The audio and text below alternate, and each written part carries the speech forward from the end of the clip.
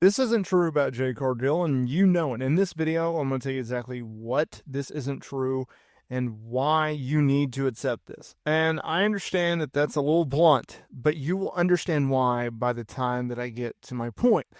Jade Cargill is currently out of action. There's a lot of mystery going on around her as a recording of this video, and I can tell you as a Jade Cargill fan, a Jade Cargill supporter, that this woman has put in her due, and she has high expectations for 2025 because WWE has set her up for success. It started from the moment that she stepped foot in this company, the moment that she signed her name on the dotted line. And since then, they have made progress with Jade Cargill every single time she is in front of the camera, every single time she's at media appearances or media scrums or doing promos or in the ring.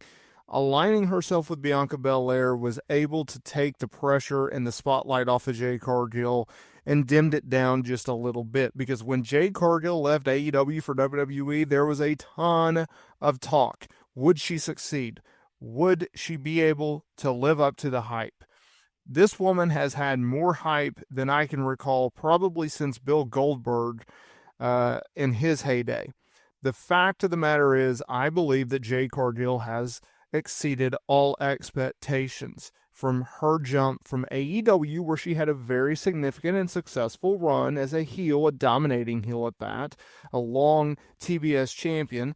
And albeit we did not get to see many dream matches involving Jade Cargill over there, aka Britt Baker, I still really enjoyed her AEW run. But when she went to WWE, I thought, okay, this woman has real potential to be a megastar, which is saying something. Think of Charlotte Flair, think of Becky Lynch, think of Rhea Ripley, that type. And that leads us to today's video, because when WWE brought in Jade Cargill, they made it a very clear and decisive point to make sure that she is protected. Okay, because they understand while this woman has a lot of charisma, she has a lot of it factor, she's also very green. And with that, you have to protect them or they'll get overexposed, right? And so I was thinking to myself, if you look at it, even though she's been sidelined for the last month or so with a mysterious injury that no one seems to know about, you cannot say that she had a lackluster run in 2024 with WWE. If you go and you look at it from the standpoint of she made her in-ring debut with this company in the Women's Royal Rumble match at number 28, having such a star-felt,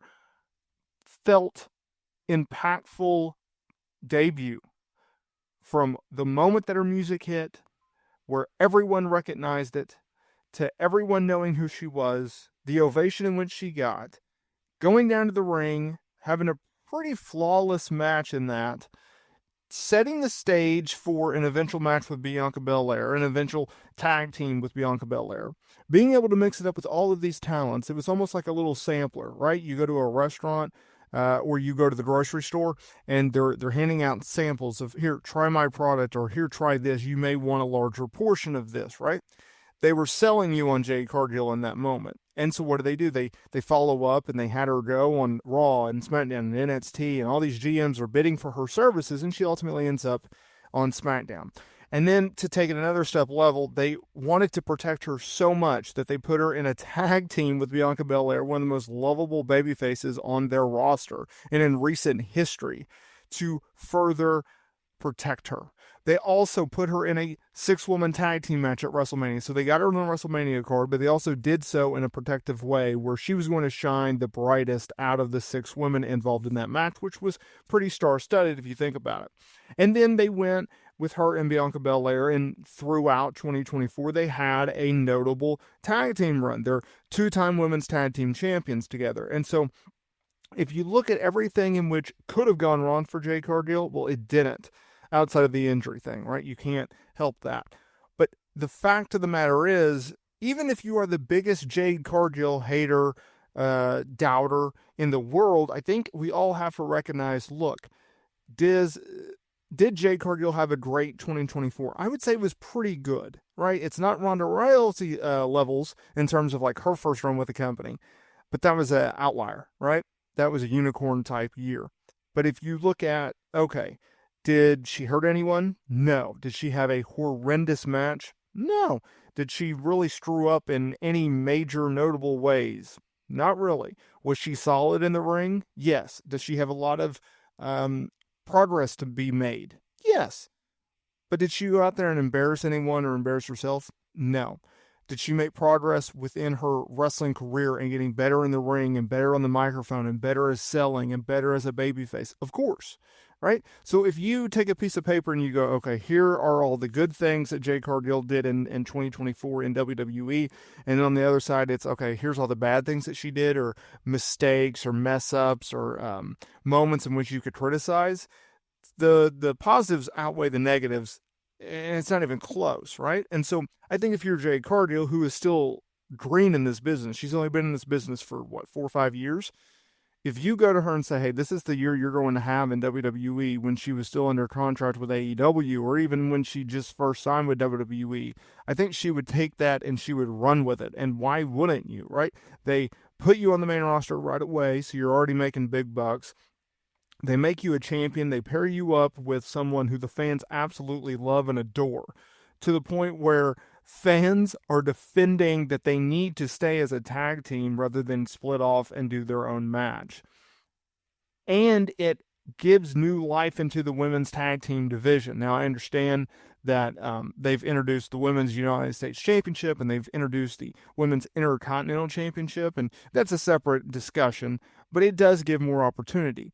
What Jade Cargill and Bianca Belair were able to do as women's tag team champions is a lot of which Mercedes Moné and Bayley, Naomi and Mercedes Moné have done in the past, where when you have star power with those titles, then those titles mean something, and the company does something with those champions, with those championship belts. That's a positive, because tag team wrestling is crucial to women's wrestling, because you need as much talent on television. Well, tag team matches, you're at least going to get 4 stars on television in a match or in a promo segment, right? So it helps the division even more. You don't need to look at it as, okay, here's 2 sets of props, or, oh, we have more championships. No. Overlook that. Look at the fact of it is getting more people on television, therefore they are getting more opportunity, therefore they are getting more exposure, therefore they are building a bigger character and brand and someone in which your favorite superstars, Jade Cargill, Bianca Belair, etc., can work with, can get to where you want to see them, right? Especially as baby faces, right? You have to have heels to work with. And I heard this analogy from Al Snow recently, which was like, you cannot go over by yourself. You have to have someone to beat. Well, you need talent to work with, and Jade Cargill and Bianca Belair have been able to do that in the women's division with tag team titles. But no, Jade Cargill has not had a lackluster run, and you know it.